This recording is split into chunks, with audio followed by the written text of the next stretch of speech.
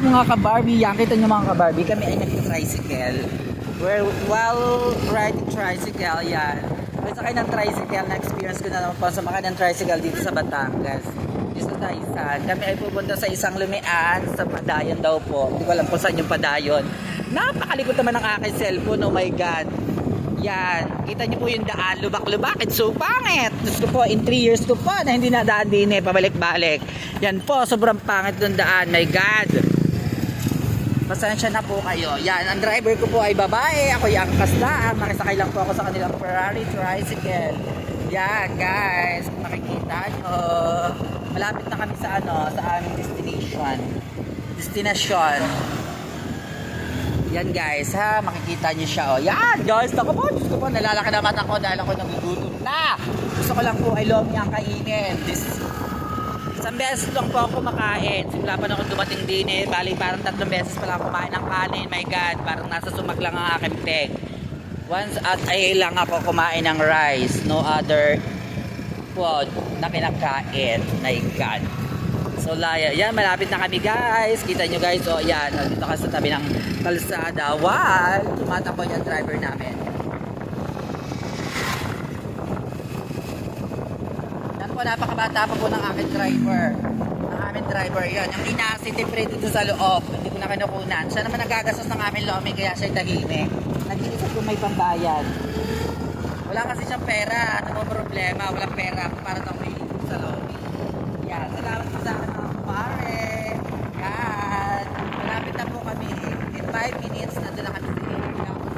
Maglolomi, mga guys. Yan, makikita na naman po ako ng 2 Barbie. Ay, nakita ko ng Pogi.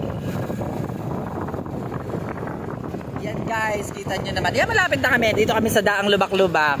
Ayan. Oh, mukha ko lang yung nakikita nyo guys. Oh, ayan. Maganda na yung akin na lang mukha, wag na sa iba.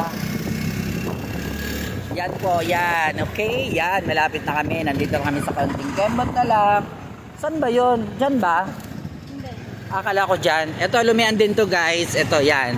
Meron din siyang lumian dito. Kaso hindi kami maglulomi dito. Yan, sa area na to. Yan, lumian din siya. Yan, yung may bahay na yan. Ito, yan, yung kubo na yan. Lumian din siya. Yan.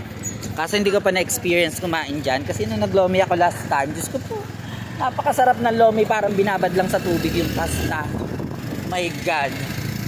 Wala na akong ginawa kundi manlait ang mga luto ng iba dahil hindi ko gusto sa akin panlasa. Yan guys, malapit na kami. Konting kembot na lang. Maganda yung lumian. Yan guys. O yan guys. Makikita nyo. Yan guys. Malapit na kami. In 2 minutes. Nandun na kami sa location. Yan guys. Makikita nyo. Ayan o, yung area, o, makikita nyo, ayan ang dinaanan namin, napakalayo pa. Diyos ko, yan, yung tricycle makapagsulubong.